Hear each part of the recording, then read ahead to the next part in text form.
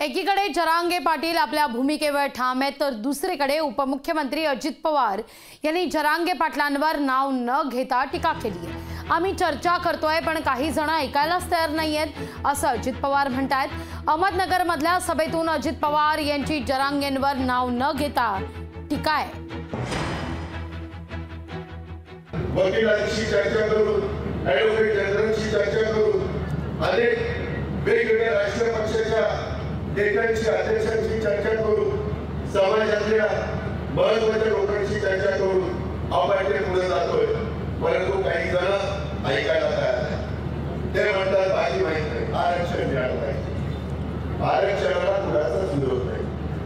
भारताचे आरक्षण देत असताना आजपर्यंत ज्यांना 52% आणि इकॉनॉमिक रिकन्स्ट्रक्शनला 10% असं 62% आरक्षण मिळालेले आहे। त्या आरक्षणाला धक्का न लागता आरक्षण द्यायला कुठल्याही व्यक्तीचा, कुठल्याही राजकीय नेत्यांचा विरोध असण्याचं काही कारण नाही।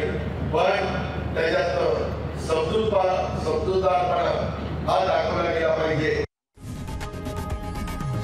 लोकशाही मराठी ऐका, पहा, जागरूक रहा।